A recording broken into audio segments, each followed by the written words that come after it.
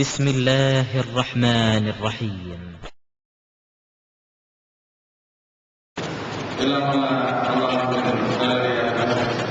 இந்த நேரத்தில் உங்களுக்கு மத்தியிலே நபித்தோழர்களுடைய தியாக வரலாறு என்ற தலைப்பின் கீழ் சில நபித்தோழர்களுடைய வாழ்க்கை வரலாற்றை எடுத்துச் சொல்ல விரும்புகிறேன். நாம் ஏற்கக்கூடிய இந்த இஸ்லாம் நமக்கு எப்படி வந்திருக்கின்றது என்றால், மிகப்பெரிய தியானங்களுக்கு பின்னால் பல நபித்தோழர்களுடைய அர்ப்பணிப்புக்கு பின்னால் இந்த மார்க்கம் நமக்கு வந்து கிடைத்திருக்கிறது. அந்த அடிப்படையில் ஒரு சில நபித்தோழர்களுடைய வாழ்க்கை வரலாற்றை நாம் பார்க்க இருக்கிறோம். இன்று நாம் குர்ஆனை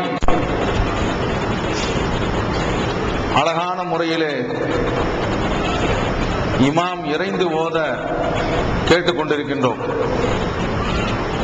நல்ல சப்தமிட்டு ஓதுவதை நாம் செவியேற்றுக் கொண்டிருக்கின்றோம்.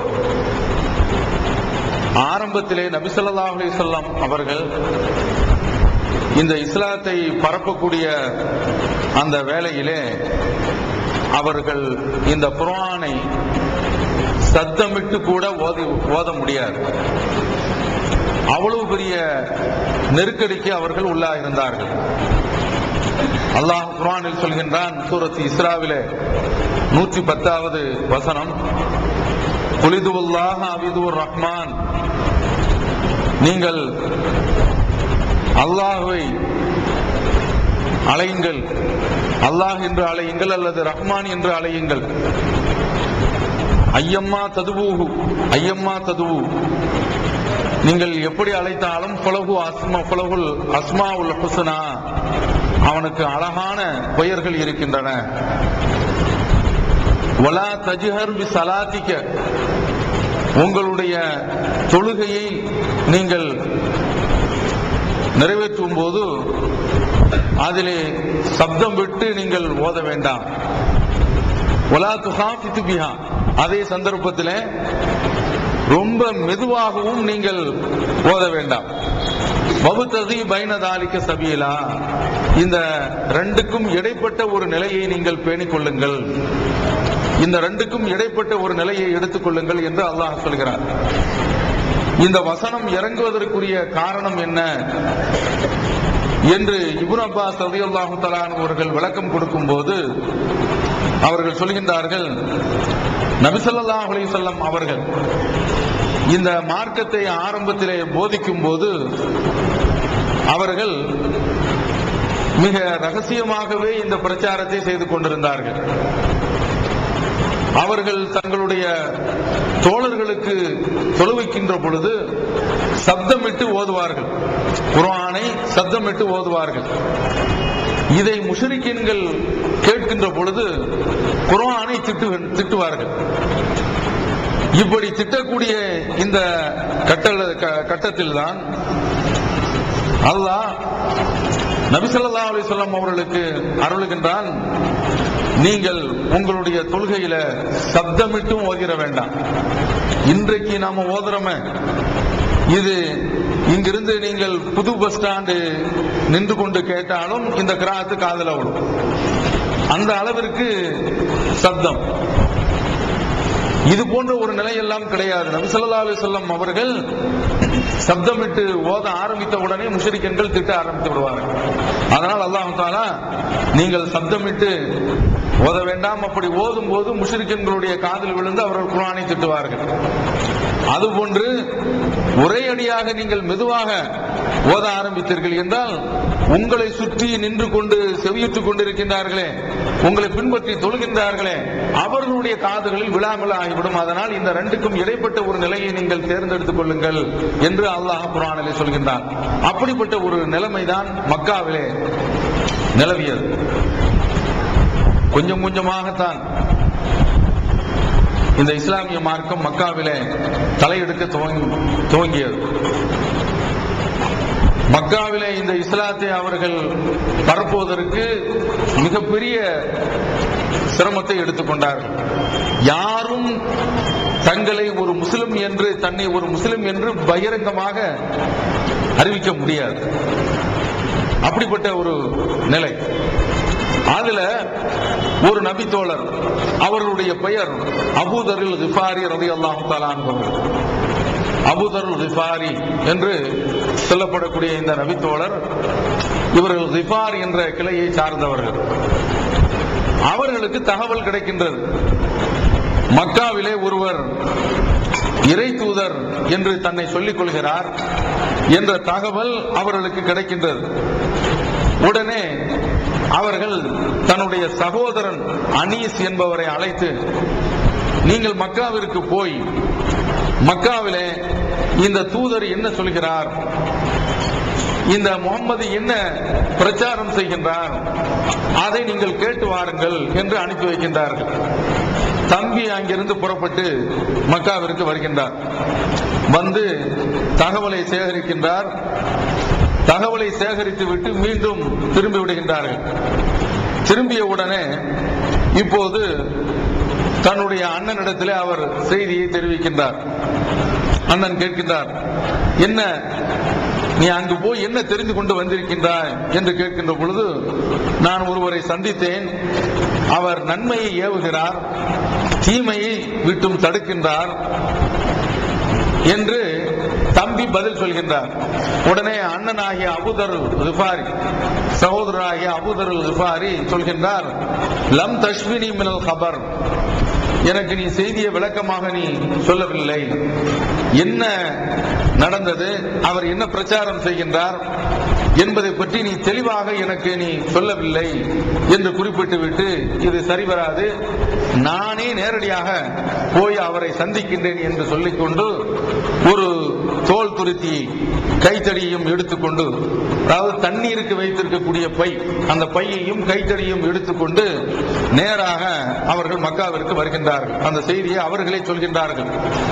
நான் மக்காவிற்கு வந்தேன், மக்காவிற்கு வந்து காபாவில் தங்கியிருக்கிறான். அப்படி தங்கியிருக்கக்கூடிய அந்த கட்டத்தில் யாரிடத்திலையும் ரசூலுல்லாஹி ஸல்லல்லாஹு அலைஹி வஸல்லம் அவர்களை பற்றி இவர்கள் விசாரிக்கவில்லை. நான் அவ்வாறு விசாரிக்கவில்லை. ஏன்னா விசாரித்தால் அவர்களுக்கு பிரச்சனை வந்துவிடும். அவர்கள் சொல்கின்றார்கள், நான் யாரிடத்திலும் விசாரிக்கவில்லை, உணவுக்காக வேண்டி ஜம்சம் நீரை மட்டும் நான் பருகிக் கொண்டிருந்தேன், பள்ளிவாசலிலேயே தங்கிக் கொண்டிருந்தேன். உணவுக்கு என்று இன்றைய காலத்திலே உணவு விடுதிகள் இருக்கின்றனவே, இது போன்று அப்போது கிடையாது. அதனால அவர்கள் மக்காவில அந்த ஹரம்ல பள்ளிவாசல்லையே தங்கிக் கொண்டு தண்ணீர், ஜம்சம் தண்ணீர் தான் அவர்களுக்கு உணவு, அதையே பருகிக் கொண்டிருக்கின்றார்கள். இந்த நேரத்தில் அலி ரலியல்லாஹு தஆலா அவர்கள் இவரை கடந்து செல்கின்றார்கள். அப்படி கடந்து செல்கின்ற பொழுது அவர்கள் கேட்கின்றார்கள், யாரோ ஊருக்கு புதிதாக தெரிகிறது என்று சொல்லிவிட்டு, இது போன்ற ஆட்கள் வரும் பொழுது உடனே அவர்கள் விருந்தாளியாக அழைத்து சென்று விடுவார்கள். உடனே அலி ரலியல்லாஹு தஆலா அவர்கள் வாங்க என்று வீட்டிற்கு அழைத்து செல்கின்றார்கள். இரண்டு பேர்களும் சேர்ந்துதான் வருகின்றார்கள். வருகின்ற அந்த கட்டத்திலே அவங்க சொல்றாங்க, நான் அவரோடு சேர்ந்துதான் சென்று கொண்டிருக்கின்றேன், அவர்கள் எதை பற்றியும் என்னிடத்தில் விசாரிக்கவில்லை, நானும் அவரிடத்தில் எந்த தகவலையும் சொல்லவில்லை. போய் தங்குறாங்க. மறுநாள் அவர்கள் காபாவிற்கு வந்து விடுகின்றார்கள். இரண்டாவது நாளும் அலி ரலியல்லாஹு தஆலா அவர்கள் வருகின்றார்கள். வந்து கேட்கின்றார்கள், என்ன இன்னும் உங்களுக்கு நீங்க யாரை தேடுகின்றீர்களோ அந்த ஆள் உங்களுக்கு கிடைக்கவில்லையா, அந்த வீடு ஒன்றும் உங்களுக்கு இதுவரை தெரியவில்லையா என்று கேட்கின்ற பொழுது இவங்க பதில் சொல்றாங்க, இல்லை என்று பதில் சொல்கின்றார்கள். உடனே அலி ரலியல்லாஹு தஆலா அவர்கள் வாங்க என்று அதை போன்று அழைத்து செல்கின்றார்கள். அப்படி அழைத்து செல்கின்ற அந்த நேரத்தில் தான், எதற்காக வேண்டி வந்திருக்கின்றீர்கள், மா அம்ருக்க, உங்களுடைய விவகாரம் என்ன, வமா அக்தமக ஹாதிஹில் பல்தா, இந்த ஊருக்கு வந்த நோக்கம் என்ன, அதை நீங்கள் தெரிவிக்கலாமா என்று கேட்கின்றார்கள். உடனே இவங்க சொல்றாங்க, இன் கதம்த அலைய அக்பர்துக, நான் உங்களிடத்தில் சொல்வேன், ஆனால் இந்த செய்தியை நீங்க வேற யாரிடத்திலும் போய் சொல்லக்கூடாது. அப்படி நீங்கள் ரகசியத்தை பாதுகாப்பீர்கள் என்றால், இந்த செய்தியை நீங்கள் யாரிடத்திலும் போய் சொல்லவில்லை என்றால் உங்களிடத்தில் நான் வந்த நோக்கத்தை தெரிவிக்கிறேன் என்று சொல்கின்றார்கள்.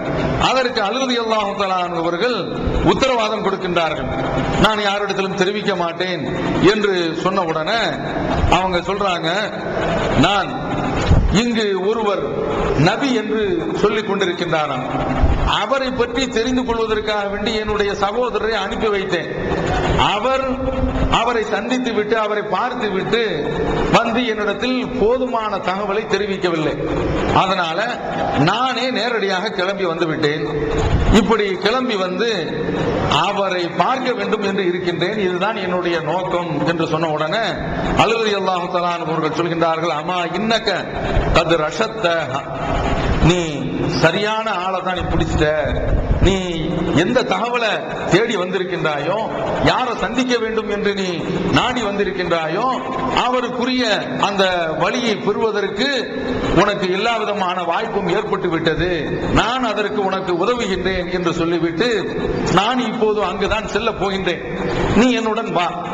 வரக்கூடிய அந்த கட்டத்தில் உனக்கு ஏதாவது ஆபத்து ஏற்படும் என்று நான் கருதினால், யாராவது உன்னை தாக்கக்கூடிய அளவிலே, உனக்கு விவகாரம் ஏற்படக்கூடிய அளவிலே எதிர்பட்டால், அந்த சந்தர்ப்பத்திலே நான் என்னுடைய காலிலே அணிந்திருக்கக்கூடிய அந்த செருப்பை சரி செய்வது போன்று ஒரு சுவர் ஓரத்தில் நிற்பேன்.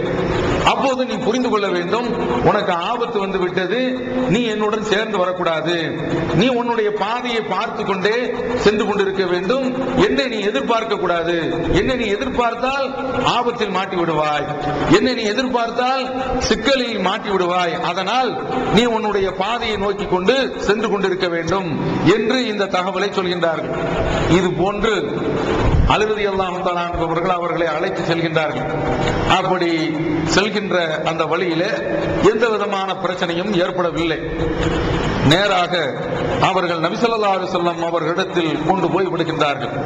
நபி ஸல்லல்லாஹு அலைஹி வஸல்லம் அவர்களை அபூ தர் கிஃபார் ரலியல்லாஹு தஆலா அவர்கள் பார்க்கின்றார்கள். பார்த்துவிட்டு அவர்கள் சொல்கின்றார்கள், எனக்கு இஸ்லாத்தை கற்றுக் கொடுங்கள், நான் முஸ்லிமாக விரும்புகின்றேன் என்று சொன்ன உடனே ரசூலுல்லாஹி ஸல்லல்லாஹு அலைஹி வஸல்லம் அவர்கள் அவர்களுக்கு இஸ்லாத்தை போதிக்கின்றார்கள். போதித்த மாத்திரத்தில் அவங்க சொல்றாங்க, ஃபஅஸ்லம்து மகானி, அந்த இடத்திலேயே நான் இஸ்லாத்தை ஏற்றுக்கொண்டு விட்டேன், எந்த விதமான தாமதமும் கிடையாது. உடனே அவர்கள் இஸ்லாத்தை ஏற்றுக்கொண்ட உடனே நபி ஸல்லல்லாஹு அலைஹி வஸல்லம் அவர்கள் அவரிடத்தில் சொல்றாங்க, ஃபகால லி யா அபூதர், அபூதரே உக்தும் ஹாதல் அம்ர, இந்த விஷயத்தை வேறு யாருக்கும் தெரியாமல் உன்னளவில் வைத்துக்கொள்.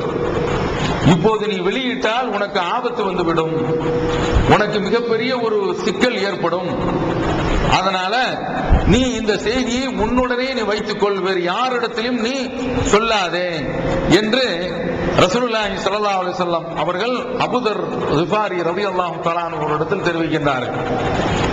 அப்படி சொன்ன பிறகு அபூ தர் கிஃபார் ரலியல்லாஹு தஆலா அவர்கள், வல்லதி பஅதக பில் ஹக், சத்தியத்தை கொண்டு உங்களை எவன் அனுப்பினானோ அவன் மீது சத்தியமாக சொல்கின்றேன், இந்த ஈமான என்னுடைய இதயத்துல நான் மறைத்து வைத்துக் கொண்டு இருக்க முடியாது.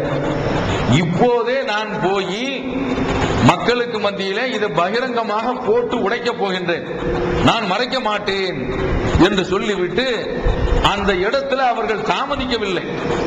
உடனே புறப்பட்டு வருகின்றார்கள். வந்து யா மாஷர குரைஷ் அறிவிக்கிறாங்க. பாருங்க, மக்காவில இஸ்லாத்தை ஏற்றுக்கொண்டு அலி ரலியல்லாஹு தஆலா இருக்கிறாங்க. அவங்க எல்லாம் பகிரங்கமாக சொல்லல. ஏன்? மக்கள் அங்கு இஸ்லாத்தை பகிரங்கமாக ஏற்றுக்கொண்ட ஆட்களுக்கு கடுமையான தண்டனையை கொடுக்கிறாங்க. அதெல்லாம் நாம இந்த உரையின் போது நாம பார்ப்போம். மக்காவில யாரும் தன்னை ஒரு முஸ்லிம் என்று பிரகடனப்படுத்த முடியாது. அப்படிப்பட்ட ஒரு கடுமையான சோதனை.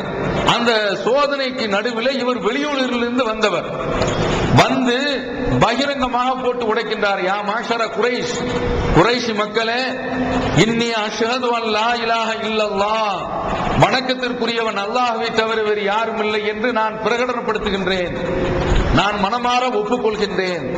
வ அஷ்ஹது அன்ன முஹம்மதன் அப்துஹு வ ரசூலுஹு, முஹம்மது அவர்கள் அல்லாஹ்வுடைய தூதர், அல்லாஹ்வுடைய அடியார் என்று நான் மனமாற ஒப்புக்கொள்கின்றேன், அதை இப்போது நான் பிரகடனப்படுத்துகின்றேன் என்று சொன்ன உடனே குறைஷிகள் சும்மா இருப்பாங்களா? உடனே சொல்றாங்க, இந்த மதம் மாறிய இந்த துரோகியை சும்மா விடாதீங்கப்பா என்று சொன்ன உடனே மக்கள் அப்படியே சூழ்ந்து கொண்டு அபூதர் கிஃபாரிய நைய புடைக்கிறாங்க. அப்படி அவர்கள் அடிக்க கீழே தள்ளப்பட்டிருக்கும் போது அப்பாஸ் ரலியல்லாஹு தஆலா அவர்கள் இதை பார்த்து விட்டு அவர்கள் இஸ்லாத்தை ஏற்றுக்கொள்ளல. யாரு? அப்பாஸ் ரலியல்லாஹு தஆலா அவர்கள் இருக்கிறாங்களே, அப்போது அவர்கள் இஸ்லாத்தை ஏற்றுக்கொள்ளவில்லை. அவர்கள் ரசூலுல்லாஹ்வுடைய தகப்பனார்கள்ல ஒரு ஆள், பெரிய தகப்பனார் அல்லது சிறிய தகப்பனார். அவங்க இந்த காட்சியை பார்த்து விட்டு அப்படியே அபூதர் கிஃபாரியுடைய மேல வந்து படுத்துக்கிறாங்க. அவங்களுக்கு மேலும் அவர்கள் அபூதர் மீது விழக்கூடிய அந்த அடியை இவங்க வாங்கிக்கிறாங்க. அப்படி குப்புற படுத்து அந்த அடியை தடுத்துட்டு அவங்க அடிச்சிருவாங்க. அடிச்சு கூடி நிற்கக்கூடிய அந்த மக்களை பார்த்து இவங்க சொல்றாங்க, வைலக்கும், உங்களுக்கு கேடுப்பா, உங்களுக்கு நாசம் ஏற்பட்டு போச்சு. தக்துலூன ரஜுலன் மின் கிஃபார், நீங்கள் கிஃபார் கிளையாரை சார்ந்த ஒரு ஆளை இப்பொழுது நீங்கள் கொள்கின்றீர்கள். மத்ஜருக்கும் மர்ருக்கும் அலா கிஃபாரின், நீங்கள் சிரியாவுக்கு வியாபாரத்திற்கு போகணுமே, உங்களுடைய பாதை இருக்கிறது இந்த கிஃபார் கிளையை சார்ந்த அந்த பகுதியை தாண்டி தான் நீங்க போகணும். அந்த பகுதியை தாண்டி தான் நீங்கள் போக வேண்டும். நம்ம இங்கிருந்து பாளையங்கோட்டைக்கு போகும்போது இந்த கொக்கரங்குளத்தை குளவணிக்கர்புரத்தை தாண்டாம போக முடியுமா? தாண்டி தான் போகணும். அப்ப நாம அங்கிருந்து வரக்கூடிய ஆட்களை அடிச்சுட்டா அவன் சொல்லுவான், நாளைக்கு பாளையங்கோட்டை போகும்போது நான் பார்த்துக்கிறேன் அப்படின்னு சொல்லுவான்ல. இதை யார் உணர்த்துறானா? அப்பாஸ் ரலியல்லாஹு தஆலா உணர்த்துறாங்க. அப்போது அவர்கள் இஸ்லாத்துல இல்ல. நீங்க இன்றைக்கு இவரை கொன்னுட்டீங்கன்னு வைங்க, கிஃபார் கிளையார்கள் உங்களை சும்மா விட மாட்டாங்க. நாளை நீங்கள் அவர்களுடைய அந்த வழியை தாண்டி, அவர்களுடைய அந்த ஊரை தாண்டி நீங்கள் வியாபாரத்திற்காக வேண்டி சென்று ஆக வேண்டும். அப்படி செல்கின்ற பொழுது அவர்கள் உங்களை சும்மா விட மாட்டார்கள் சொன்ன உடனே அப்போதுதான் அவர்களுக்கு மண்டையில ஏறுது. சரி விட்டுருவோம் அப்படின்னு சொல்லி விட்டாராங்க. இவர் போகணும் இல்ல. மறுநாள் அங்கிருந்து கிளம்பி வந்துட்டு, யா மாஷர குரைஷ், குரைஷிகளே, அஷ்ஹது அன் லா இலாஹ இல்லல்லாஹ் வ அஷ்ஹது அன்ன முஹம்மதன் அப்துஹு வ ரசூலுஹு, வணக்கத்துக்குரியவன் அல்லாஹ்வை தவிர வேறு யாரும் இல்லை, முஹம்மது அல்லாஹ்வுடைய அடியார், அல்லாஹ்வுடைய தூதர் என்று நான் மனமாற ஒப்புக்கொள்கின்றேன், அதை இப்போது பகிரங்கமாக போட்டு உடைக்கின்றேன் அப்படின்னு சொன்ன உடனே அவங்க கிளம்பிட்டாங்க. உங்களை போட்டு நைய நாங்கள் புடைக்கின்றோம் அப்படின்னு சொல்லிட்டு அடிக்க வந்துட்டாங்க. அப்படி அடிக்க வந்த சந்தர்ப்பத்தில் அதே போன்று அப்பாஸ் ரலியல்லாஹு தஆலா அவர்கள் வந்து அவர்களுடைய மேல விழுந்து, மேனியில விழுந்து அவர்களை காப்பாற்றுறாங்க. கொலை செய்யக்கூடிய அந்த கோரமான நடவடிக்கையில் இருந்து காப்பாற்றி விடுகின்றார்கள். அப்போது மீண்டும் அப்பாஸ் அவர்கள் அந்த விளக்கத்தை சொல்றாங்க, நீங்க இவருடைய ஊரை தாண்டி தான் வியாபாரத்துக்கு சென்றாக வேண்டும், இவருடைய அந்த பகுதியை கடந்துதான் நீங்கள் சிரியாவிற்கு சென்றாக வேண்டும், ஜாக்கிரதையாக இருந்து கொள்ளுங்கள். நீங்கள் இவர்கள் மீது கை வைத்தீர்கள் என்றால் அவர்கள் உங்களை பதிலுக்கு பதில் தொலைத்து எடுத்து விடுவார்கள், கவனமாக இருங்கள் என்று சொன்ன உடனே அதற்கு முன்னால சுதாரித்து விடுகின்றார்கள். இங்க நாம என்ன பார்க்கின்றோம் என்றால், இந்த சத்தியத்தை ஆரம்பத்தில் மக்காவில் சொல்கின்ற பொழுது ரசூலுல்லாஹி ஸல்லல்லாஹு அலைஹி வஸல்லம் அவர்களை ஏற்றுக்கொண்ட அந்த மக்கள் பகிரங்கமாக வெளியில நடமாட முடியாது. அவங்க சொல்றாங்க, ரசூலுல்லாஹி ஸல்லல்லாஹு அலைஹி வஸல்லம் அவரிடத்துல ஒரு நம்பிக்கை இருக்குது, நீ போ, இந்த இடத்துல இருந்து நீ புறப்பட்டு போ, நாங்கள் ஒரு காலத்திலே வெற்றி கொள்வோம். அதான் இந்த ஏகத்துவம் இருக்கின்றது, இது வளரும். இந்த நம்பிக்கை எல்லாரிடத்திலையும் இருக்கணும். இன்றைக்கு நம்ம பார்க்கிறோம், வளர நம்முடைய பள்ளிவாசல்ல அல்லாஹ்விற்கு எல்லா புகழும். அதாவது நாம பெண்கள் நம்முடைய பள்ளிக்கு இன்றைக்கு நிறைய வர்றாங்க. முதல் தளத்துல 2 தளத்தை ஒதுக்கிட்டோம். ஒவ்வொரு ரமலானும் 2 தளத்தை ஒதுக்குவோம். பிந்திய 10ல 3 தளத்தை சென்ற வருடம் ஒதுக்கினோம். இந்த வருடம் என்னவென்றால் ஆரம்பத்திலேயே முதல் ரமலானுடைய முதல் இரவிலேயே 3 தளத்தை பெண்களுக்கு ஒதுக்க வேண்டிய நிலையாயிடுச்சு. ஆண்கள் வர்றாங்க, புது புது முகங்கள். சுபுவுக்கும் மற்ற வேலைகள்லையும் எத்தனையோ புதுமுகங்களை நம்ம பார்க்கிறோம். அல்லாஹ் ஒவ்வொரு ஆண்டும் இந்த கொள்கைக்கு ஒரு வளர்ச்சியை தந்து கொண்டிருக்கின்றான். சத்தியம் ஏறு முகத்தில் தான் இருக்கும், இறங்கு முகத்தில் இருக்காது. அசத்தியம் இறங்கு முகத்தில் இருந்து கொண்டிருக்கும். அதனாலதான் இன்றைக்கு என்ன செய்யறாங்க, இன்றைக்கும் நம்மளை அடக்குவதற்கு ஒடுக்குவதற்கு, இந்த சத்தியத்தினுடைய குரல் வழியை நெரிப்பதற்கு உரிய வழிகள் என்னென்ன இருக்கின்றனவோ அத்தனையும் அவர்கள் செய்து கொண்டுதான் இருக்கின்றார்கள். ஆனால் அல்லாஹ் நமக்கு வளர்ச்சியை தந்து கொண்டிருக்கின்றான். வளர்ச்சியை நமக்கு தருகின்றான் என்றால் நாம் அந்த கொள்கையிலே உறுதியாக இருக்க வேண்டும். ரசூலுல்லாஹி ஸல்லல்லாஹு அலைஹி வஸல்லம் அவர்கள் சொல்கின்றார்களோ, அபூதர் குஃபாரியை பார்த்து, நீ இப்போது மறைத்து வைத்துக் கொள், நாம பின்னால வெற்றி பெற்று விடுவோம், அப்போது நீ பகிரங்கமாக அந்த செய்தியை தெரிவித்துக் கொள்ளலாம், நம்மிடத்தில் சேர்ந்து கொள்ளலாம் என்று சொல்கின்றார்கள். அது மாதிரியான ஒரு வெற்றி அல்லாஹ் கொடுக்கவும் செய்கின்றான். அது போன்ற ஒரு வெற்றி இன்ஷா அல்லாஹ் நமக்கும் காத்திருக்கிறது. ஆனால் இது போன்ற தியாகங்கள், இது போன்ற சோதனைகள், இது போன்ற வேதனைகள், இது போன்ற சங்கடங்கள் நாம் சந்திக்க வேண்டியது இருக்கும். அப்படி சந்திக்கக்கூடிய அந்த நேரத்தில் இந்த சத்தியத்தை விட்டு நாம் வெளியே போய்விடக் கூடாது. அபூதர் குஃபாரி ரலியல்லாஹு தஆலா அன்ஹு அவர்களை போன்று இந்த கொள்கையிலே நாம் உறுதியாக இருக்க வேண்டும் என்று கூறிக்கொண்டு, இன்றைய இந்த உரையிலே நாம் அபூதர் குஃபாரி ரலியல்லாஹு தஆலா அன்ஹு அவர்களை பார்த்திருக்கின்றோம். நாளைய தினத்தில் ஒரு நபித்தோழரை இன்ஷா அல்லாஹ் பார்ப்போம் என்று கூறிக்கொண்டு நிறைவு செய்கின்றேன். வஆகிரு தஅவானா அனில் ஹம்துலில்லாஹி ரப்பில் ஆலமீன். வஸ்ஸலாமு அலைக்கும் வரஹ்மத்துல்லாஹி வபரகாத்துஹு. அல்லாஹு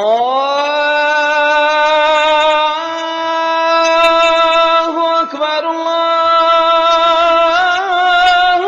அக்பர். பிஸ்மில்லாஹிர் ரஹ்மானிர் ரஹீம்.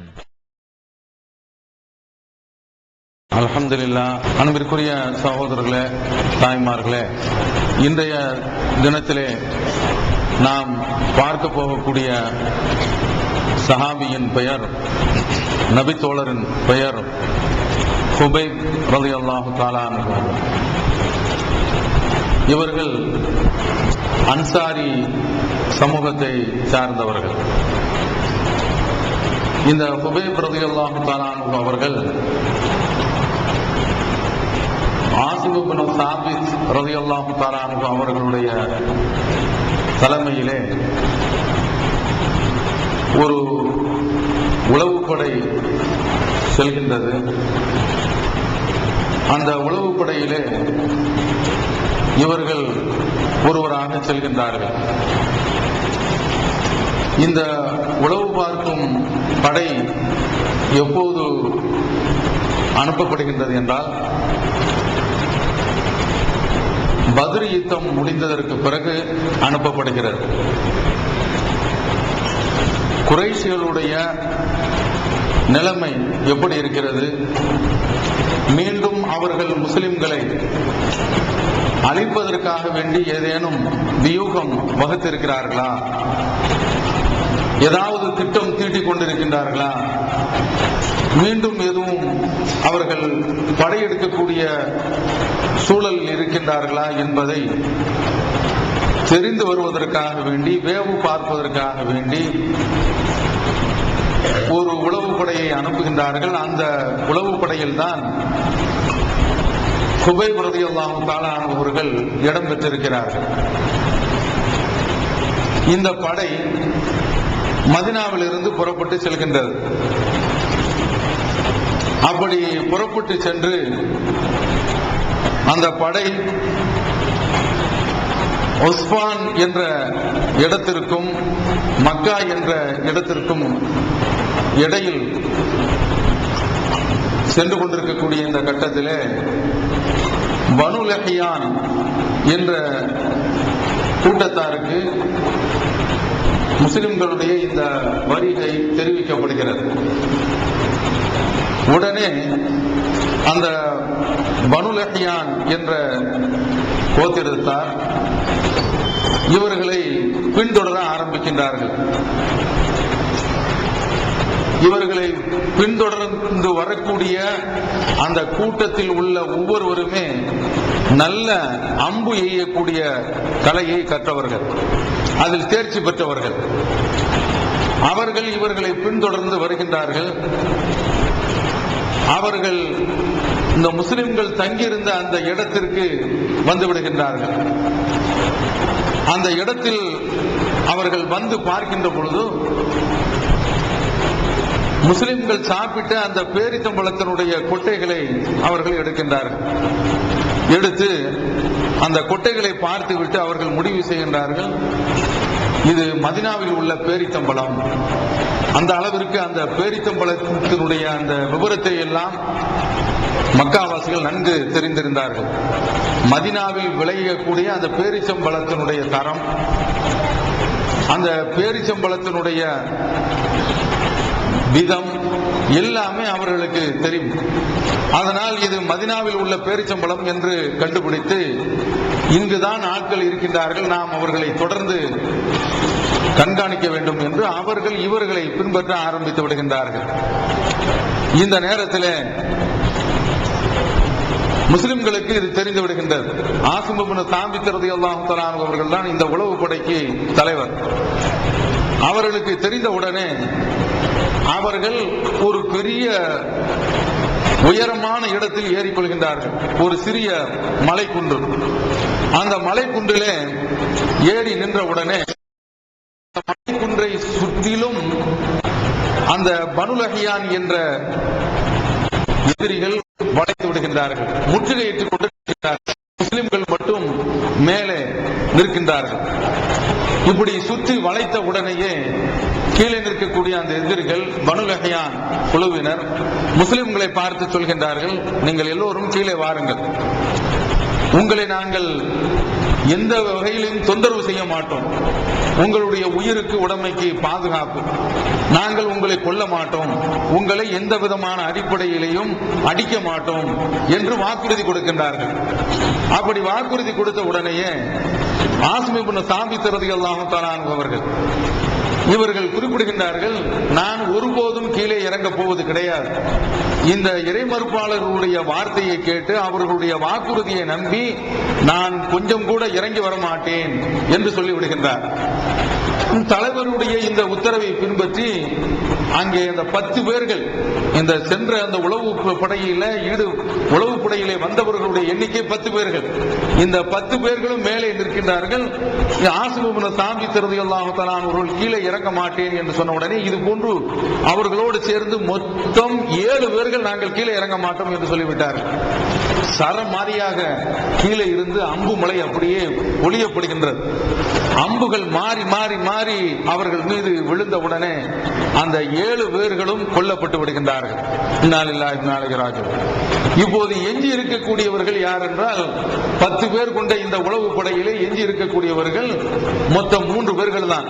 ஹுபைப் ரலியல்லாஹு தஆலா அவர்கள் என்ற ஒருவர், ஸைத் இன்னொரு நபி தோழர். இந்த 3 பேர்களும் அவர்களுடைய வாக்குறுதியை நம்பி கீழே வருகின்றார்கள். கீழே இறங்கி வந்த உடனே நாம் பார்க்கின்றோம் அல்லவா, இன்றைய காவல்துறையினர் நம்ம இடத்திலே நிறைய வாக்குறுதி கொடுப்பார்கள்.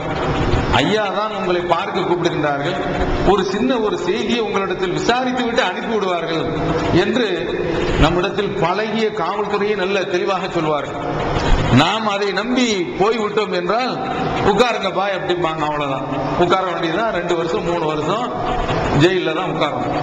இது போன்று அன்றைக்கு அவர்கள் இப்படிப்பட்ட ஒரு வாக்குறுதியை கொடுக்கின்றார்கள். அந்த வாக்குறுதியை நம்பி கீழே இறங்கி வருகின்றார்கள். முஸ்லிம்கள் இறங்கி வந்த உடனேயே அப்படியே சுற்றி வளைத்துக் கொண்டு அவர்களுடைய வில்களில் இருக்கக்கூடிய அந்த நான்களை எல்லாம் அவிழ்த்து அந்த 3 பேர்களையும் அப்படியே கட்டி அவர்களை இழுத்து செல்லக்கூடிய அந்த நேரத்திலே ஒருவர் சொல்கின்றார், முதல்ல நீங்கள் செய்யக்கூடிய சதி மோசடி, இந்த சதி மோசடிக்கு நான் ஒருபோதும் உடன்பட மாட்டேன், உங்களோடு சேர்ந்து நான் வரமாட்டேன் என்று அவர் தெளிவாக தெரிவித்த உடனே அவரை அங்கேயே வைத்து பிடித்து தரதரவென்று இழுத்து அவர்களை கொன்று விடுகின்றார்கள். ஆக மொத்தம் 8 பேர்கள் அந்த இடத்திலேயே காலியாக்கி விடுகின்றார்கள். இப்போது 2 பேர்கள் மட்டும் எஞ்சியிருக்கின்றார்கள். இந்த 2 பேர்களில் ஒருவர் குபைப் ரலியல்லாஹு தஆலா அன்ஹு அவர்கள், இன்னொருவர் ஸைத் ரலியல்லாஹு அன்ஹு.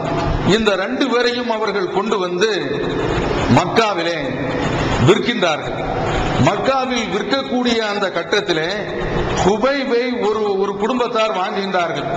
யாருடைய குடும்பம் என்றால் ஹாரிஸ் இப்னு ஆமிர் என்பவருடைய குடும்பத்தார். அவருடைய பிள்ளைகள் தான் இந்த குபைபை வாங்குகின்றார்கள். குபைபை ஏன் வாங்குகின்றார்கள்? அந்த குபைபை பிடித்து அவருக்கு நல்ல விதமான முறையிலே அவர்கள் அனுசரணை செய்ய வேண்டும் என்பதற்காக வேண்டியா? கிடையாது. குபைப் ரலியல்லாஹு தஆலா அன்ஹு அவர்கள் பத்ர் போர்க்களத்திலே ஹாரிஸ் என்பவரை கொன்று விடுகின்றார்கள். பத்ர் போர்க்களம், மக்காவிலிருந்து புறப்பட்டு வந்த அந்த படையில் உள்ளவர் ஹாரிஸ் என்பவர். அந்த ஹாரிஸை யார் கொன்று விடுகின்றார்? குபைப் ரலியல்லாஹு தஆலா அன்ஹு அவர்கள் கொன்று விடுகின்றார்கள். இப்படி கொன்றதற்கு பழி வாங்க வேண்டும் என்பதற்காக வேண்டித்தான் ஹாரிஸினுடைய குடும்பத்தார் அந்த குபைபை விலைக்கு வாங்குகின்றார்கள். அப்படி வாங்கி கொண்டு போய் அவர்களை தங்களுடைய வீட்டிலே கட்டி வைத்திருக்கின்றார்கள். எப்படி கட்டி வைத்திருக்கின்றார்கள்? இரும்பு சங்கிலிகளால் அப்படியே பிணைத்து வைத்திருக்கின்றார்கள். இரும்பு சங்கிலிகளால் அப்படியே அவர்களை பிணைத்து கட்டி போட்டு வைத்திருக்கின்றார்கள். வீட்டு குடும்பத்தார்கள் எல்லாம் சேர்ந்து ஒரு ஆலோசனை கூட்டத்தை நடத்துகின்றார்கள். அந்த ஆலோசனை கூட்டத்திலே முடிவாகி விடுகின்றது, இவரை நாம் கொன்றுவிட வேண்டும் என்று அவர்கள் அந்த கூட்டத்திலே முடிவு எடுத்து விடுகின்றார்கள். இப்போது இந்த நேரத்தில் குபைப் ரலியல்லாஹு தஆலா அன்ஹு அவர்கள் அவர்களுக்கு என்று சில அவங்களுடைய அடிப்பகுதியில் உள்ள முடியை களைய வேண்டும் என்பதற்காக வேண்டி ஒரு கத்தியை அந்த வீட்டு குடும்பத்தாரிடத்திலேயே வாங்குகின்றார்கள். அந்த கத்தி அவர்களிடத்தில் வழங்கப்படுகின்றது. சவரம் செய்வதற்காக வேண்டி கத்தியை வாங்குகின்றார்கள். அப்படி கத்தியை வாங்கிவிட்டு கத்தியை கொடுத்து விட்டு அந்த குடும்பத்தார்கள் பேசாமல் இருந்து விட்டார்கள். இப்போது அங்கே நின்று விளையாடி கொண்டிருந்த ஒரு பிள்ளையை பிடித்து தன்னுடைய மடியில் வைத்திருக்கின்றார்கள். இதை பார்த்து விட்டு அந்த வீட்டில் உள்ள அந்த பெண்ணு துடிச்சு போறாங்க. ஆஹா, குபைபு இப்போது, ஏனென்றால் இவர்கள் குபைபை கொலை செய்வதாக முடிவாகிவிட்டது. எப்படி ஆனாலும் இந்த பிள்ளையை கொன்றாலும் அதை அவர்கள் ஒரு தடவை தான் இவர்கள் கொல்ல போகின்றார்கள். குபைபு 10 தடவையா கொலை செய்ய முடியும்? இல்ல. இது நல்ல ஒரு வாய்ப்பு. இப்படிப்பட்ட ஒரு வாய்ப்பு குபைபுக்கு கிடைத்து விட்டதோ என்று அந்த பெண்ணு பதறாங்க. இந்த நேரத்தில் அந்த பெண்ணுடைய அந்த பதட்டத்தை பார்த்து குபைப் ரலியல்லாஹு தஆலா அன்ஹு அவர்கள் சொல்கின்றார்கள், நான் கொன்று விடுவேன் என்று பயப்படுகின்றீர்களா? ஒருபோதும் நான் கொல்ல மாட்டேன். அல்லாஹ் நாடினால் இது போன்ற ஒரு காரியத்தை நான் செய்ய மாட்டேன் என்று குபைப் ரலியல்லாஹு தஆலா அன்ஹு அவர்கள் அந்த பெண்மணி இடத்தில் தெரிவிக்கின்றார்கள். இப்படி தெரிவித்த பிறகு அந்த பெண்ணை சொல்றாங்க, குபைப் ரலியல்லாஹு தஆலா அன்ஹு அவர்களிடத்துல சில பழங்கள் கைகளில் இருப்பதை நான் பார்த்தேன். இந்த குபைப் ரலியல்லாஹு தஆலா அன்ஹு அவர்களுக்கு சங்கிலில கட்டி போட்டிருக்காங்களே, அவங்க உணவு கூட கொடுக்கல. இப்படி உணவு அவர்கள் கொடுக்காத இந்த நேரத்தில் தான் அவர்களிடத்தில் இந்த பல குலைகள் எல்லாம் கையில் இருப்பதை நான் பார்த்தேன். அந்த பெண்ணே சொல்றாங்க, இந்த உணவு, இந்த பல வகை, இது அல்லாஹ் அவர்களுக்கு கொடுத்த பல வகை, அல்லாஹ் கொடுத்திருக்கக்கூடிய ரிஸ்க். ஏனென்றால் ஒமாபி மக்கத்தை யௌமைதின் சமரத்துன், மக்காவிலே அன்றைய தினத்தில் இது போன்ற பழத்தை பார்க்கவே முடியாது.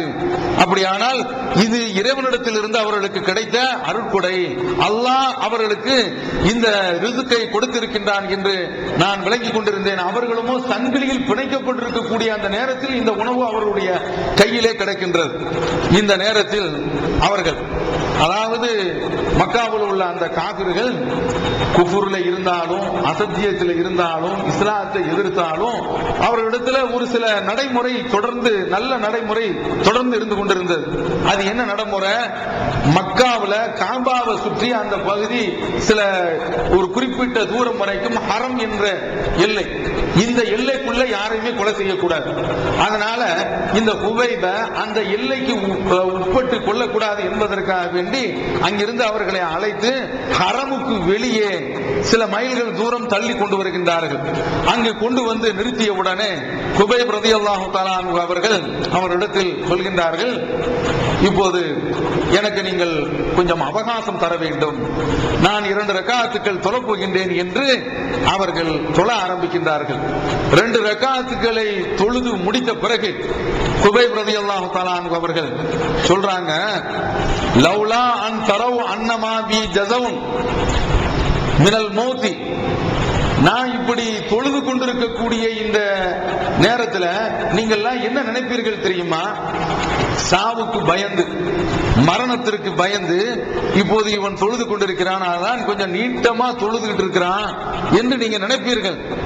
அப்படி மட்டும் அந்த மாதிரி மட்டும் நீங்கள் நினைக்கவில்லை என்றால் நான் இன்னும் இந்த 2 ரக்காத்துக்களை அல்லது இன்னும் அதிகமான அளவில் நான் என்னுடைய தொழுகையை நீட்டிருப்பேன் சொல்றான்.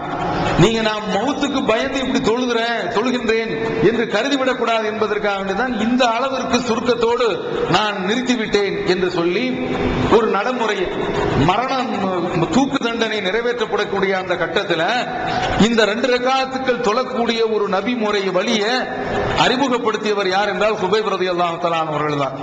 யாருக்கும் மரண தண்டனை விதிக்கப்பட்டார் அந்த நேரத்தில் 2 ரக்காத்துக்கள் தொழுவது ஒரு சுன்னத்து என்ற அடிப்படையில் குபைப் ரலியல்லாஹு தஆலா அவர்கள் இதை அறிமுகப்படுத்துகின்றார்கள்.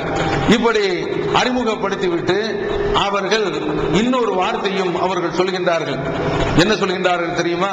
அதுதான் ஒவ்வொரு முஸ்லிமும் சிந்திக்க வேண்டிய வார்த்தைகள். சொல்றாங்க பாருங்க, மா உபாலி ஹீன உக்தலு முஸ்லிமன், நான் ஒரு முஸ்லிமாக கொல்லப்படும் பொழுது கொஞ்சம் கூட நான் கவலைப்பட மாட்டேன். நான் ஒரு முஸ்லிமாக கொல்லப்படும் பொழுது எனக்கு எந்த கவலையும் கிடையாது. நீங்க நல்லா புரிந்து கொள்ள வேண்டும். இப்படி அல்லாஹ்விடத்தில் இருந்து உணவு வரக்கூடிய உணவு இவர்களுக்கு கிடைக்கின்றது. அந்த நேரத்தில் யா அல்லாஹ் என்னை இந்த இவர்களுடைய பிடியில் இருந்து நீ காத்து விடு என்று அவர்கள் பிரார்த்தனை செய்யவில்லை. அவர்கள் இது போன்ற கட்டங்களிலே இப்படி வீரமான மரணம் அடைவதைத்தான் பெரும் பாக்கியமாக கருதி இருக்கின்றார்கள். ஏற்கனவே அந்த 7 பேர்களும் மரணத்திற்கு கவலைப்படவில்லை. அது அங்கிருந்து கீழே இழுத்து வரப்பட்டவுடன் அதில் ஒருவர் நான் உங்களோடு சேர்ந்து வரமாட்டேன் என்று சொன்னாரே, அவரும் கவலைப்படவில்லை. இந்த 7 பேருக்கும் மலைக்குண்டிலே நிற்கின்ற பொழுது, மொத்தம் 10 பேரும் நிற்கின்ற பொழுது சுற்றி வளைத்தவுடனே அந்த நேரத்தில் அவர்கள் நாம் சிக்கிக் கொண்டோம், ஆபத்திலே மாட்டிக்கொண்டோம், நாம் கொலை செய்யப்பட இருக்கின்றோம் என்று அவர்கள் நினைத்தவுடனே அல்லாஹும்ம அக்பிர் அன்னா ரசூலக், யா அல்லாஹ் எங்களை பற்றி உள்ள இந்த தகவலை உன்னுடைய தூதருக்கு நீ தெரிவித்து விடு. யார் சொல்றா? அந்த ஆசிம் இப்னு சாபித் ரலியல்லாஹு தஆலா அவர்கள் இப்படி பிரார்த்தனை செய்றாங்க. அந்த நபி தோழர்கள் இப்படி சுற்றி வளைக்கப்பட்டவன பிரார்த்தனை செய்றாங்க. யாரும் அந்த கட்டத்தில் மரணத்திற்கு பயப்படவில்லை. அதுதான் நாம் இங்கே கவனிக்க வேண்டிய மிக முக்கியமான விஷயம். இப்போது அவர்கள் சொல்கின்றார்கள், மா உபாலி ஹீன உக்தலு முஸ்லிமன், நான் முஸ்லிமாக இங்கு கொல்லப்படுகின்றேன் என்றால் முஸ்லிமாக கொல்லப்பட போகின்றேன். எனக்கு தூக்கு மேடை அளிக்கப்படுகின்றது என்றால் நான் ஒரு முஸ்லிமாக இந்த தூக்கு மேடையை ஏற்றப்படுகின்றேன், கொலை செய்யப்பட இருக்கின்றேன், பழிவாங்கப்பட இருக்கின்றேன். இந்த பழிவாங்கும் படலம் எதற்காக வேண்டி நன்கு நீங்கள் தெரிந்து கொள்ள வேண்டும்.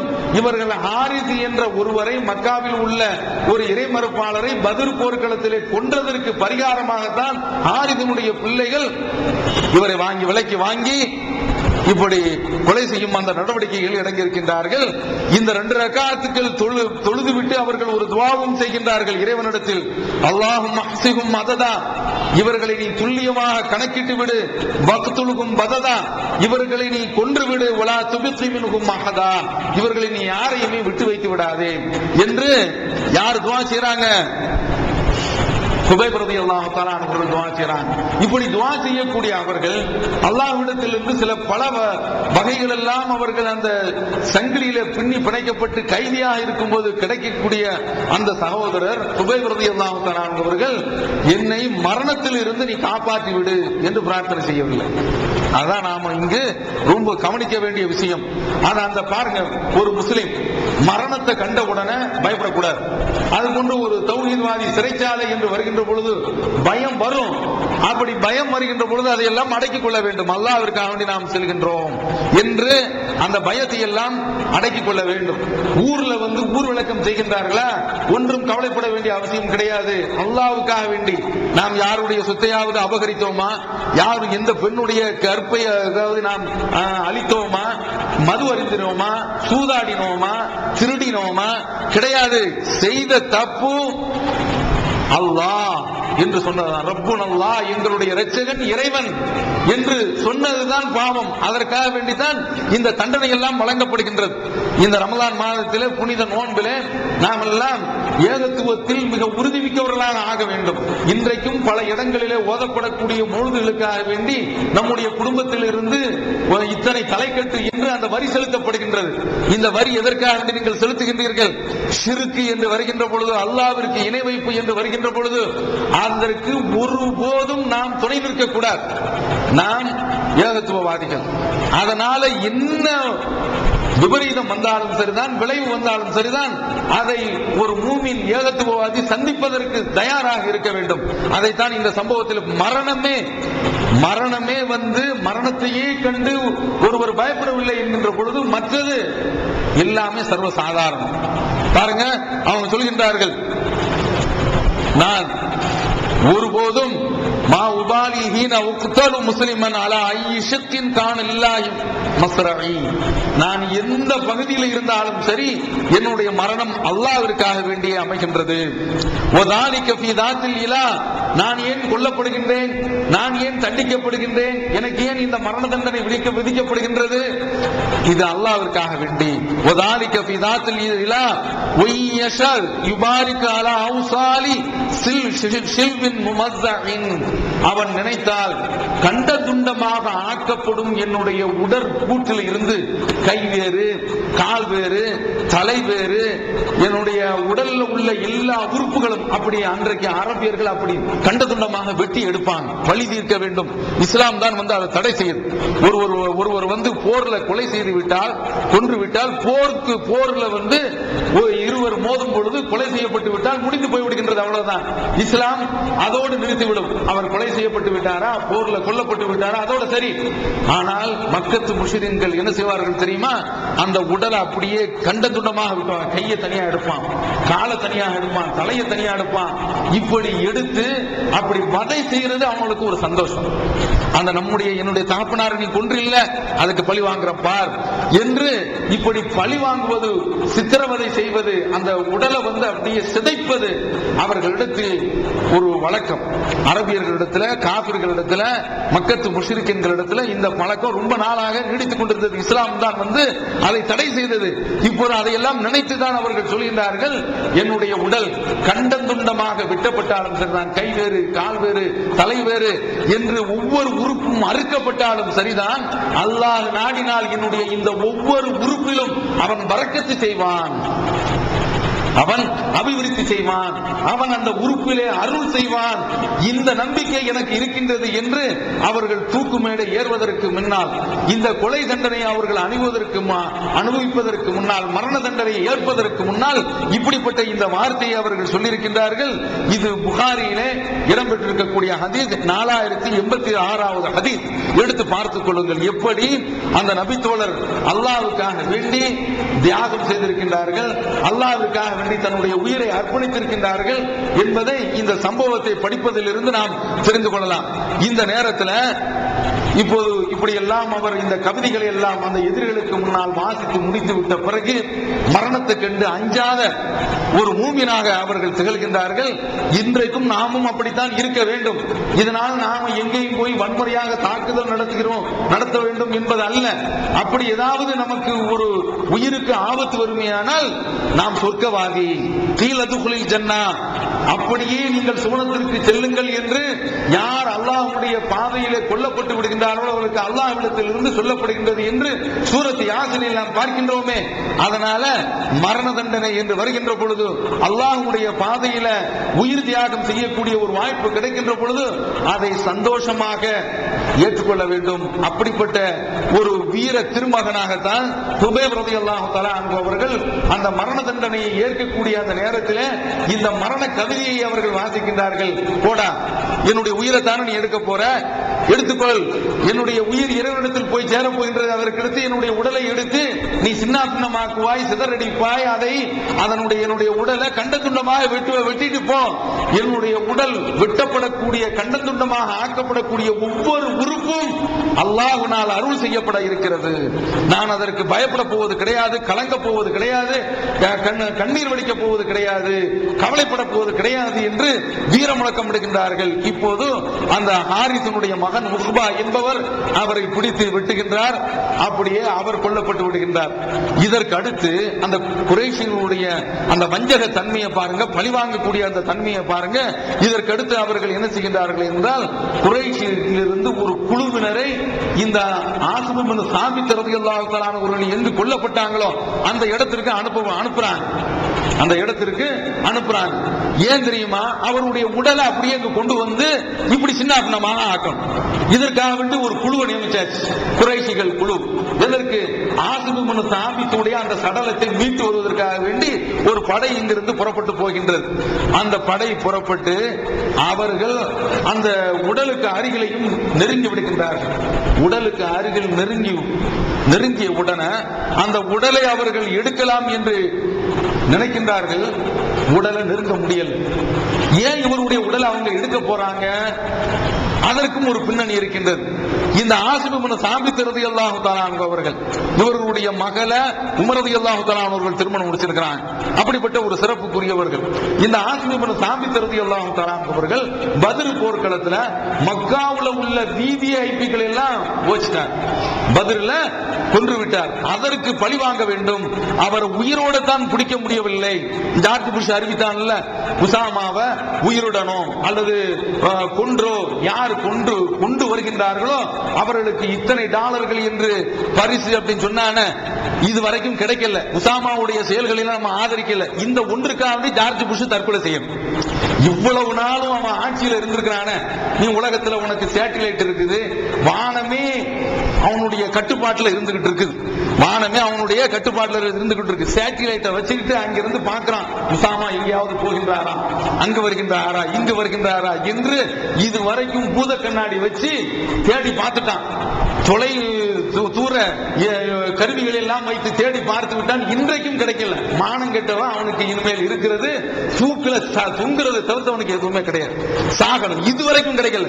இனிமேல் கிடைச்சா வேற பிரச்சனை.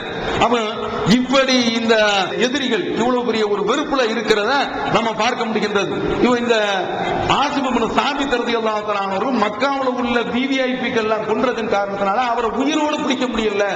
உடலாவது கிடைக்கட்டும், அதை வச்சாவது அவருடைய காலை தனித்தனியாக எடுக்கணும், அவருடைய மர்மஸ்தானத்தை தனித்தனியாக எடுக்கணும், அவருடைய கையை தனித்தனியாக எடுக்கணும், அவருடைய கண்ணை தோண்டி எடுக்கணும், அவருடைய நாக்கை பிடிச்சு வெட்டணும் என்றெல்லாம் அவருடைய உடலை தேடி குறைஷில் இருந்து ஒரு குழுவினரே போறாங்க.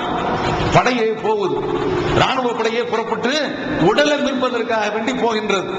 அப்படி போகக்கூடிய அந்த சந்தர்ப்பத்தில் அந்த உடலை எடுக்க போறாங்க.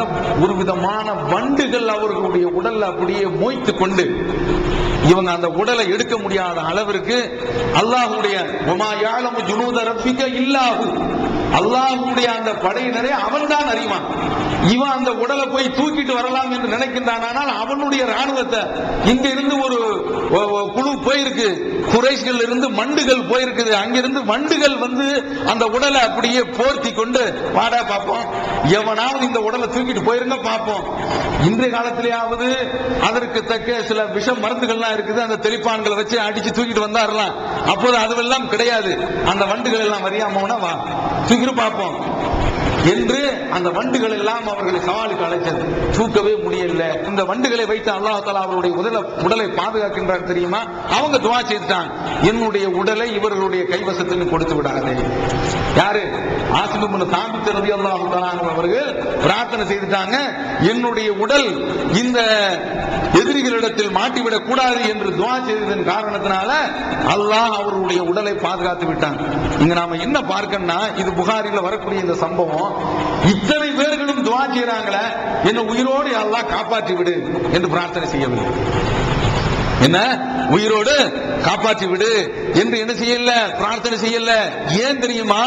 அந்த மௌத்து, மரணம், அதற்கு பின்னால நிரந்தர ஒரு வாழ்க்கை, ஷஹீதுகளுக்கு அல்லாஹ் தஆலா கொடுக்கக்கூடிய மரியாதை, அதையெல்லாம் தெரிந்து அவங்க சாவு என்று வந்துவிட்டால் அதை சிரித்த முகத்துடன் வரவேற்கக்கூடிய அளவில் நபித்தோழர்கள் இருந்தாங்க. அப்படி தியாகம் செய்துதான் இந்த தீனுல் இஸ்லாத்தை அவர்கள் வளர்த்திருக்கின்றார்கள். அல்லாஹ் தஆலா குர்ஆனில் கேட்கின்றான், அம் ஹஸிப்தும் அன் ததுகுலுல் ஜன்னத வலம்மா யஅதிகும் மஸலுல் லதீன கலவ் மின் கப்லிக்கும், நீங்கள் சொர்க்கத்திற்குள் மிக எளிதாக சென்று விடலாம் என்று நினைக்கின்றீர்களா? உங்களுக்கு முன்னால் உண்டானவர்களுக்கு வந்த சோதனை உங்களுக்கு வராமலே சொர்க்கத்துக்கு போய்விடலாம் என்று நினைத்துக் கொண்டிருக்கின்றீர்களா? மஸ்தத்துகுமுல் பாஸா வர்ரா, அவர்களுக்கு சோதனை, மிகப்பெரிய இடுக்கண்கள், இன்னல்கள் எல்லாம் அவர்களை அணுகின. மஸ்தத்துகுமுல் பாஸா வர்ரா வஸுல்ஸிலு, அவர்கள் உழுக்கப்பட்டார்கள். ஹத்தா யகூல ரசூல் வல்லதீன ஆமனு மாஹு மத்தா நஸ்ருல்லாஹ், அவர்களும் அவர்களோடு நம்பிக்கை கொண்டவர்களும் அல்லாஹ்வுடைய உதவி எப்போது என்று அவர்கள் பிரார்த்தனை செய்யக்கூடிய அளவிற்கு உழுக்கப்பட்டார்கள். இப்போது நமக்கு தௌஹீது கிடைச்சதும் எளிது, அது போய்கிட்டு இருக்கிறதும் மிகவும் எளிது. அந்த நிலையில நாம இந்த தௌஹீத அல்லாஹ் தஆலா நமக்கு தந்திருக்கிறான். சோதனை வராத வரைக்கும் பிரச்சனை இல்லை. நாமெல்லாம் சோதனையை எதிர்பார்க்க வேண்டிய அவசியம் இல்லை. வந்தால் அந்த சோதனையை கண்டு என்ன செய்யக்கூடாது, தயங்கக்கூடாது. இந்த பள்ளிவாசல்ல 1997 ஒரு பிரச்சனை ஏற்பட்டுச்சு. ஊர்ல சில சம்பவங்கள் நிகழ்ந்துச்சு. அந்த சந்தர்ப்பத்தில் அந்த சம்பவங்கள்ல ஈடுபடக்கூடிய ஆட்கள் தௌஹீத் ஜமாத் சார்ந்தவங்க என்ற சிந்தனை அந்த அதிகார வட்டத்திற்கெல்லாம் இருந்துச்சு. அதனால குறிப்பாக இந்த தௌஹீத் ஜமாத்தில் உள்ளவர்கள் அல்லப்பட்டார்கள். செய்கின்ற ஆட்களும் அந்த ஜிஹாதன் அவங்க சொல்லிக்கிட்டு, அந்த செய்யக்கூடிய ஆட்கள் நான் தான் செய்தேங்கிற துணிவும் அவர்களிடத்துல கிடையாது, கோழைகள். அப்படி செய்துட்டு போறதுனால இந்த பள்ளிவாசல் இந்த ஜமாத்தினர்கள் மிகப்பெரிய அளவுல உளவுத்துறையினரால் ஆந்தை கண் கொண்டு பார்க்கப்பட்டார்கள். அந்த சந்தர்ப்பத்தில் இந்த பள்ளிக்கு தொலை வந்தவர்கள் இருக்கின்றார்களே, இன்றைக்கு பார்க்கிறோம். அதாவது பெண்களை எங்க கொண்டு எந்த புளோர்ல வைக்கிறது மாற்றி மாற்றி ஒரு பரிச்சார்த்தமாக வைத்து பார்க்கின்றோம், பரீட்சையாக வைத்து பார்க்கிறோம், சோதனையாக வைத்து பார்க்கின்றோம்.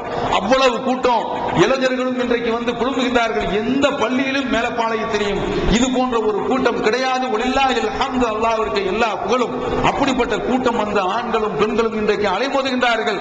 அப்படி அலைமோதக்கூடிய இந்த கட்டத்தில் கொஞ்சம் நாம் சிந்தித்து பார்க்க வேண்டும். 97 இந்த பள்ளியில இது போன்ற ஊர்ல சம்பவம் நடந்த பிறகு இந்த பள்ளிவாசல் எல்லாம் உளவுத்துறையினரால், காவல்துறையினால் மிக கூர்மையாக பார்க்கப்படுகின்றது என்று தெரிந்தவுடனே எத்தனையோ பேர்கள் வராமல் ஒளிந்து கொண்டவர்கள் எல்லாம் உண்டு. அது மாதிரியான ஒரு நிலைக்கெல்லாம் நாம் ஆளாகிவிடக் கூடாது. எந்த கட்டத்தில் சோதனை வந்தாலும் அது அல்லாஹ் பாருங்க, குபைப் ரலியல்லாஹு தஆலா அவர்களுடைய அந்த வீர முழக்கம், வெற்றி வசனங்கள், உலகத்தில் எந்த ஒரு சரித்திர நாயகனும் இது போன்ற ஒரு வரலாற்றை படைத்திருக்க முடியாது. மரணத்தை கண்டு நான் சிரிப்பவன் அப்படின்னு சொல்லுவாங்களே, அப்படி சிரித்த காட்சியை குபைப் ரலியல்லாஹு தஆலா அவர்களுடைய வாழ்க்கையில நாம் பார்த்தோம். இது போன்று வரலாற்றில் மின்னுகின்ற, வரலாற்றில் பிரகாசிக்கின்ற, வரலாற்றில் சூரியனுடைய கதிர்களை போன்று இலங்குகின்ற எத்தனையோ வீர திருமகன்கள், வெற்றி வீரர்கள் இந்த சஹாபாக்கள் இருக்கின்றார்கள். அந்த பட்டியலில் ஒருவர் ஹம்ஸா ரலியல்லாஹு தஆலா அன்ஹு அவர்களுடைய வரலாற்றை இன்ஷா அல்லாஹ் நாளை இரவிலே நாம் பார்ப்போம் என்று கூறி நிறைவு செய்கின்றேன். வஆகிரு தஅவானா அனில் ஹம்துலில்லாஹி ரப்பில் ஆலமீன். வஸ்ஸலாமு அலைக்கும் வரஹ்மத்துல்லாஹி வபரகாத்துஹு. அல்லாஹ்